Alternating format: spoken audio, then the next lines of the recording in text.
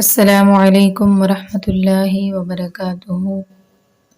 حمدا کثیرا طیبا مبارکا فی اللہم صلی وسلم علی نبینا محمد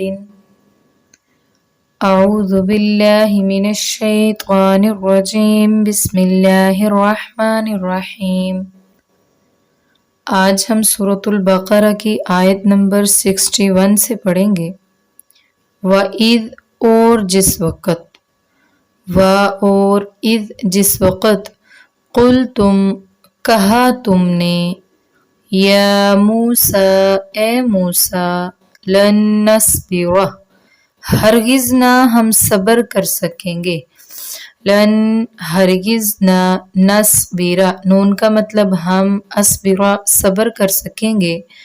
علی طعام واحد علی اوپر، طعام کھانے، واحد ایک کے، فادعو پس آپ دعا کیجئے، لنا ہمارے لیے، ربک اپنے رب سے، یخرج وہ نکالے، رب رب کا اپنے، یخرج یا کا مطلب وہ، خرج نکالے، لنا ہمارے لیے، لام کا مطلب کے لیے، نہ ہمارے، مما اس میں سے جو، تم بھی تو اگاتی ہے، الارض زمین، من بقلہا اپنی ترکاری سے، وقثائہا اور ککڑی سے، وفومہا اور اپنی گندم سے، وعدسہا اور مسور سے، وبصلہا اور پیاز سے۔ قال تو موسیٰ علیہ السلام نے فرمایا، اتستبدلون حمزہ زبرا کا مطلب کیا، تا جو شروع میں آئے اس کا مطلب تم، استبدلون تم سب بدلنا چاہتے ہو، واو نون جمع کا صیغہ، اتستبدلون کیا تم سب بدلنا چاہتے ہو، الذی اس چیز کو، ہوا جو، ادنا ادنا ہے، بالذی بدلے اس کے، ہوا جو، خیر بہتر ہے، اہبطوا پس تم سب اتر جاؤ، مصرن کسی شہر میں،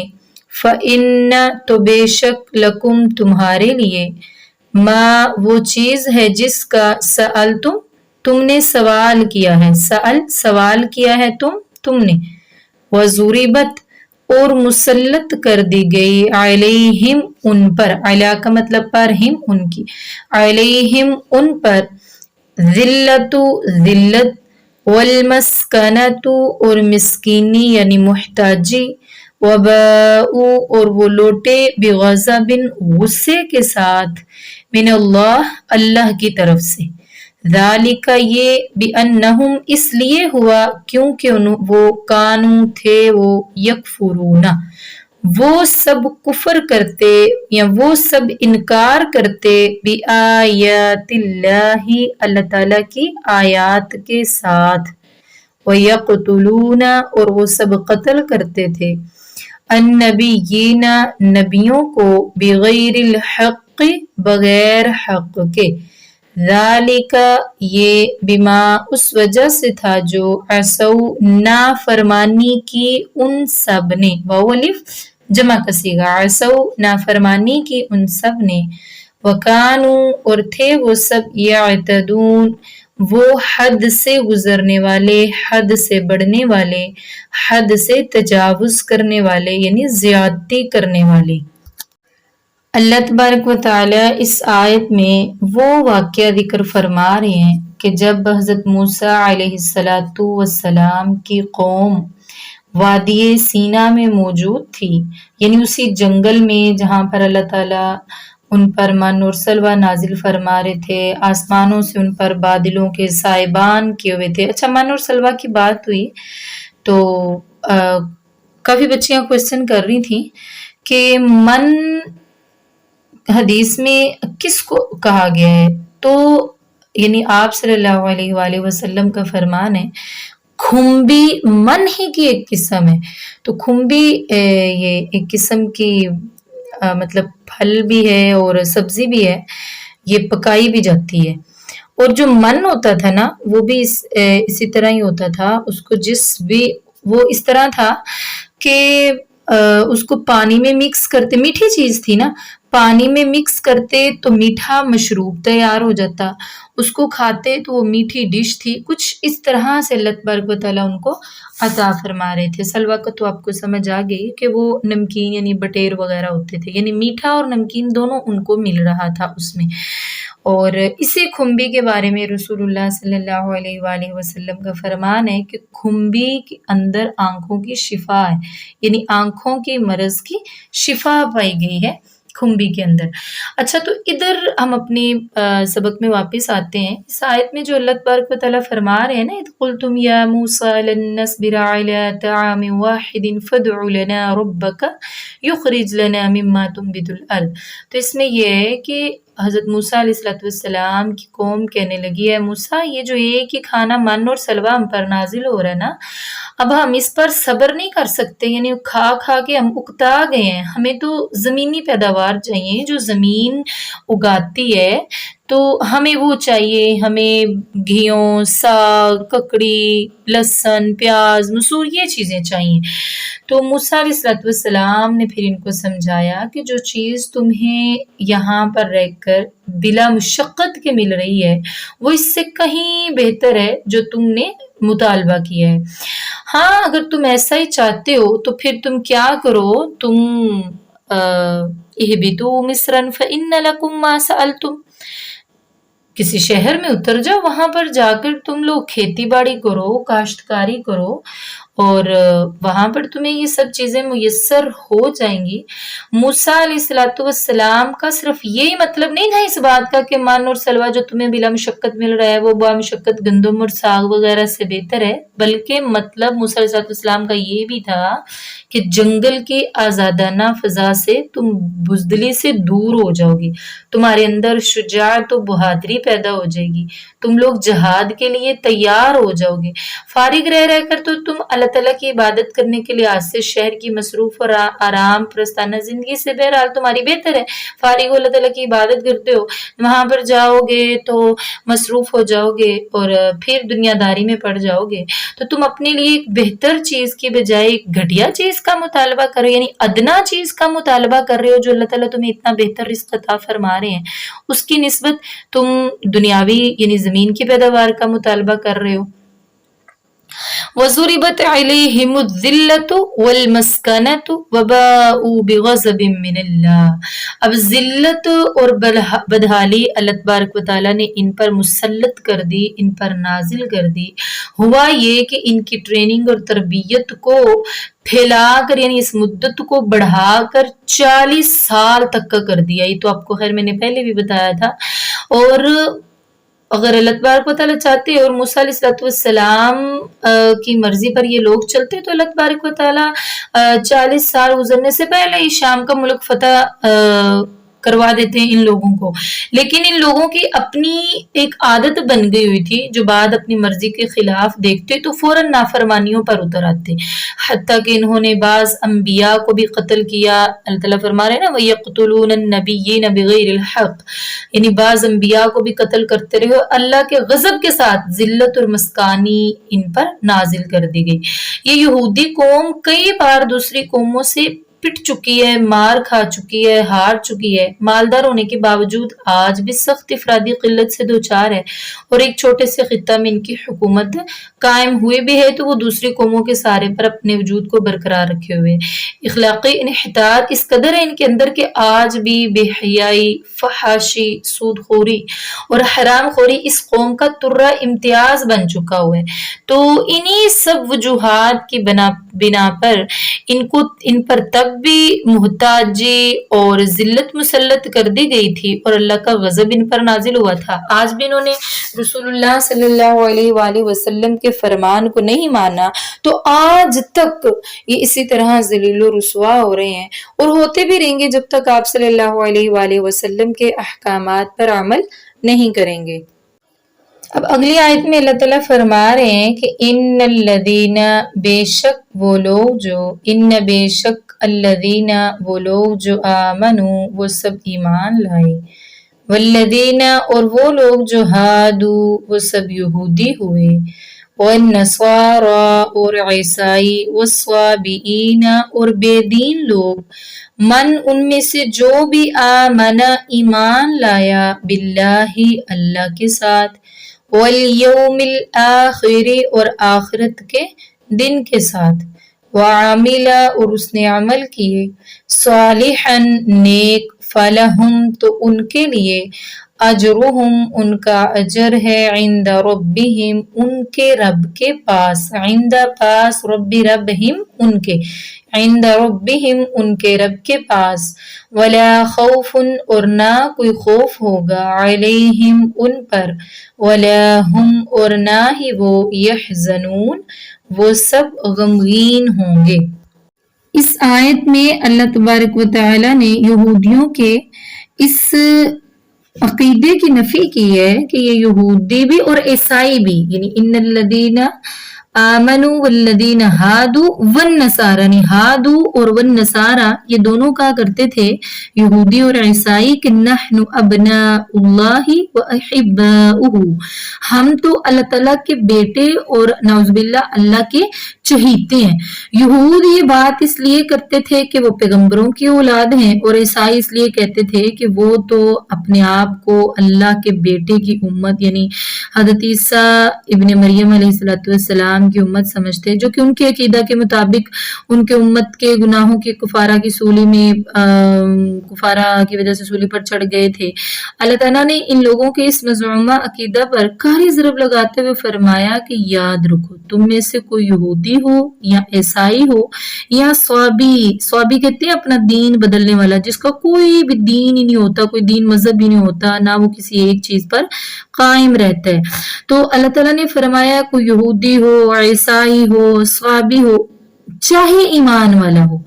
جو بھی اللہ پر اور آخرت کے دن پر ایمان لائے گا اور اللہ تعالیٰ کے سامنے جواب دینے سے ڈر جائے گا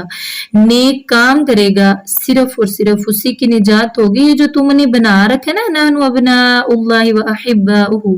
تو صرف اسی وجہ پر جنت نہیں ملے گی کیونکہ نسبی رشتے اور تعلقات قیامت والے دن کسی کے کام نہ آ سکیں گے۔ اور پھر اللہ تبارک و تعالیٰ نے فرمایا ہے کہ من آمن باللہ والیوم الآخر وعمل صالحا جو بھی نیک اعمال کرے گا فلہم اجرہم عند ربہم تو وہ اپنے رب کے ہاں اس کا اجر پا لیں گے۔ تو جنہوں نے بھی ایسا کیا ولا خوف علیہم نہ تو دنیا پر ان پر کسی قسم کا خوف طاری ہوگا ولا ہم یحزنون اور نہ ہی قیامت والے دن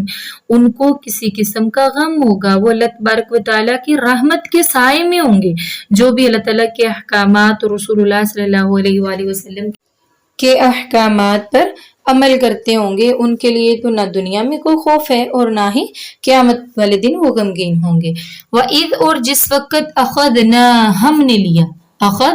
لیا نہ ہم نے میثاق پختہ وعدہ کم تم سے ورفعنا اور اٹھایا نہ ہم نے یا بلند کیا ہم نے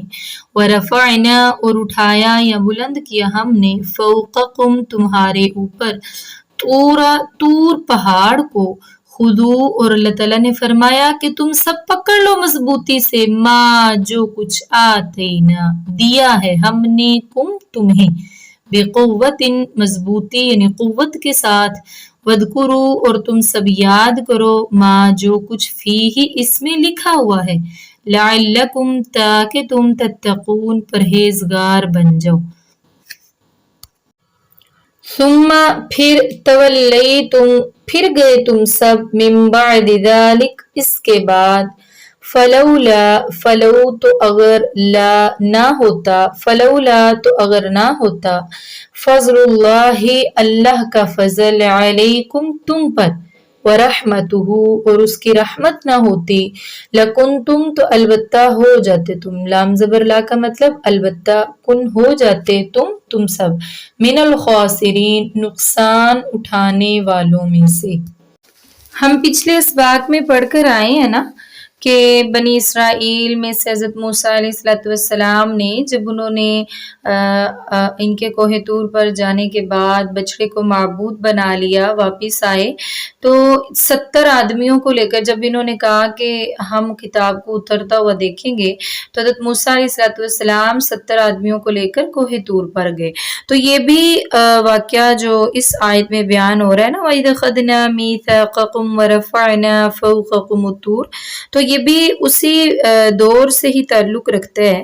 جب ان کے 70 منتخب افراد پر بجلی گرا کر انہیں ہلاک کر دیا گیا تھا، اور پھر اس کے بعد موسیٰ علیہ السلام کی دعا کی وجہ سے اللہ تعالیٰ نے ان کو زندہ کر دیا. ان کو بھی اور ان کے ساتھ بنی اسرائیل کے دوسرے لوگوں کو بھی طور کے دامن میں کھڑا کیا گیا، اور طور پہاڑ کو ان پر اس طرح جھکا دیا گیا جیسے وہ ان کے اوپر ایک سائبان ہو، اور ان کے اوپر ابھی کے بھی فوراً کے فوراً آ کر گر جائے. اب ان کی حالت یہ تھی کہ اگر آگے کو جاتے ہیں تو طور پہاڑ کی کیفیت اس طرح کی ہوئی تھی کہ وہ ان کے اوپر گر جائے گا، اگر پیچھے کو جاتے ہیں تو پیچھے سمندر تھا. اس وقت اللہ تبارک و تعالیٰ نے ان سے پوچھا کہ بتاؤ تم تورات پر عمل کرو گے یا نہیں کرو گے؟ تو پھر انہوں نے اقرار کیا. انہوں نے کیا کیا؟ خذوا ما آتین، اللہ تعالیٰ نے فرمایا خذوا ما آتینکم بقوۃ. تو دیکھیں میثاقکم، انہوں نے پختہ وعدہ کیا، اقرار کیا انہوں نے. تو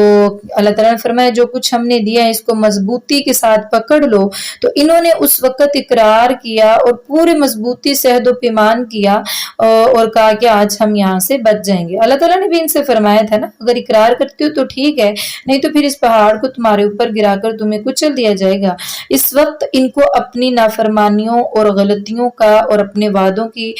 جو پاسداریاں انہوں نے نہیں کی تھی اس کا احساس ہوا، اور انہوں نے اپنے گناہوں سے توبہ کی اور تورات پر عمل پیرا ہونے کا پختہ اقرار کیا. اور یہ اس لیے کیا گیا، اللہ تعالیٰ فرماتے ہیں لعلکم تتقون، شاید کہ تم، یعنی اتنی سخت تنبیہ کے باوجود شاید کہ تم جو ہے تتقون، پرہیزگار بن جاؤ، تمہیں اس بات کی سمجھ آ جائے کہ یہ صرف دنیا ہی نہیں ہے ہمیشگی والی، اس نے ایک نہ ایک دن ختم ہونا ہی ہونا ہے. تو پھر کیا ہے، آخرت میں تم نے اللہ تبارک و تعالیٰ کے ہاں جواب دے ہونا ہے. اس لیے دنیا پر ہی رہ کر نیک عمل کرو اور اتنی ضدی اور ہٹ دھرم قوم نہ بنو. لیکن کیا ہوا، اللہ تعالیٰ فرماتے ہیں ثم تولیتم من بعد ذلک، یعنی اتنے پختہ، دیکھیں اپنی آنکھوں سے دیکھ کر آئے ہیں، پہلے 70 آدمی ادھر مر گئے ہیں، تباہ ہو گئے ہیں، پھر اللہ تعالیٰ ان کو زندہ کیے ہیں، پھر سارے کے سارے لوگ طور کے پاس گئے ہیں، پھر وہاں پر طور پہاڑ کو ان کے اوپر جھکا دیا گیا ہے، اپنی آنکھوں کے سامنے دیکھ رہے ہیں کہ پہاڑ ان پر گر پڑے گا، اور پھر واقعی سچے دل سے عہد بھی کر کے آئے ہیں، توبہ بھی کر کے آئے ہیں. تو اللہ تعالیٰ فرماتے ہیں پھر بھی انہوں نے عمل نہیں کیا. ثم تولیتم من بعد ذلک، اتنے پختہ اقرار کرنے کے باوجود بھی یہودیوں تم نے تو پھر بھی عہد شکنی ہی کی. اس کے باوجود بھی اللہ تعالیٰ فرماتے ہیں اگر اللہ تعالیٰ تم پر رحم نہ کرتا، اگر اللہ تعالیٰ کا فضل نہ ہوتا تم پر، یعنی اس کے باوجود بھی اللہ تعالیٰ نے تم پر رحم کیا جو تمہیں زندہ رہنے دیا. اگر اللہ تعالیٰ رحم نہ فرماتے تو تمہارے تو جرائم کی فہرست اتنی لمبی تھی جو تمہاری تباہی ہی چاہتی تھی. تو پھر بھی اللہ تعالیٰ کا فضل ہوا، اللہ کی رحمت ہوئی کہ اللہ نے تمہیں فوراً فوت نہیں کیا بلکہ تمہیں زندہ رہنے دیا. اور اللہ تعالیٰ فرماتے ہیں اگر اللہ تم پر رحمت اور فضل نہ کرتا تو تم سب کے سب لوگ نقصان اٹھانے والے بن جاتے. تو اب دیکھیں ان تمام واقعے سے ہم جو پڑھ کر آئے ہیں اس سے ہمیں کیا سبق ملتا ہے کہ ایک تو اللہ تعالیٰ کے ساتھ جو ہم نے بھی وعدہ کیا ہوا ہے نا عالم ارواح میں، اس کی نافرمانی نہیں کرنی ہے، اس وعدے کی پاسداری کرنی ہے. اور اس کے علاوہ جب ہم اسلام قبول کر لیتے ہیں، اور الحمدللہ اللہ تعالیٰ کا بہت بڑا احسان ہے کہ اللہ تعالیٰ نے ہمیں مسلمان گھرانوں میں پیدا کیا ہے. جو لوگ غیر مسلم گھرانوں میں پیدا ہو کر انہوں نے اسلام قبول کیا ہے نا، تو آج کے دور میں بھی انہوں نے بہت سی مصیبتیں، پریشانیاں، مشکلات دیکھی ہیں. یہ اللہ تعالیٰ کا احسان ہے کہ اللہ تعالیٰ نے ہمیں بچپن سے ہی مسلمان گھرانے میں پیدا کیا ہے. تو اس واقعے سے ہمیں بھی بڑا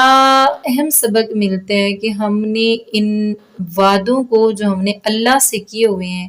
ان سے مکرنا نہیں ہے بلکہ ان کی پاسداری کرنی ہے، ان وعدوں کو توڑنا نہیں ہے. کیا عالم ارواح میں وعدہ کیا تھا؟ اللہ تعالیٰ نے فرمایا تھا الستُ بربکم، کیا میں تمہارا رب نہیں ہوں؟ سب نے کہا یا اللہ آپ ہی ہمارے رب ہیں. پھر اللہ تبارک و تعالیٰ نے مزید وعدے لیے کہ نافرمانیاں نہیں کرو گے، میرے رسولوں پر ایمان لاؤ، تو یہ سب ہم کر کے آئے ہوئے ہیں نا وعدے، رشتہ داریوں کو نہیں توڑو گے، تو یہ سب وعدے ہم نے کیے ہوئے ہیں، لیکن دنیا میں آ کر ہم اس سے مکر رہے ہیں۔ تو یاد رکھیں اگر آج ہم بھی یہودیوں والا فعل اپنا لیں گے نا، اللہ تعالیٰ کے وعدوں کی پاسداری نہیں کریں گے، رسول اللہ صلی اللہ علیہ وآلہ وسلم کے احکامات پر عمل نہیں کریں گے، دنیاوی مفاد کی خاطر تمام احکامات کو پس پشت ڈال دیں گے، تو ہمارا بھی حال وہی ہو سکتا ہے جو ان کا ہوا ہوا ہے۔ دیکھیں آج بھی ذلیل اور رسوائی والی وہ زندگی گزار رہے ہیں۔ کوئی یہودیوں کے تو بارے میں ہر بندہ ہی یہ کہتا ہے کہ ان کا کوئی دین مذہب نہیں ہوتا ہے، اور کوئی بھی اپنے قول و فعل کے یہ پابند نہیں ہوتے ہیں، تو ہمیں تو ایسا نہیں بننا ہے نا، انشاءاللہ ہمیں ایک اچھا مسلمان بننا ہے، اور مسلمان رہتے ہوئے ہی ہمیں تمام اللہ تعالیٰ کے احکامات پر عمل بھی کرنا ہے، رسول اللہ صلی اللہ علیہ وآلہ وسلم کے احکامات پر عمل بھی کرنا ہے۔ تو آج جو ہم یہ سیکھ رہے ہیں نا قرآن، اس کو صرف سیکھنا نہیں ہے، اس پر انشاءاللہ آنے والی زندگی میں دوسروں کو سکھانا بھی ہے اور اس پر عمل بھی کرنا ہے۔ آج کے لیے اتنا ہی۔ سبحان ربک رب العزت عما یصفون وسلام علی المرسلین والحمد للہ رب العالمین۔ سبحانک اللہم وبحمدک نشہد ان لا الہ الا انت نستغفرک ونتوب الیک۔ السلام علیکم ورحمۃ اللہ وبرکاتہ۔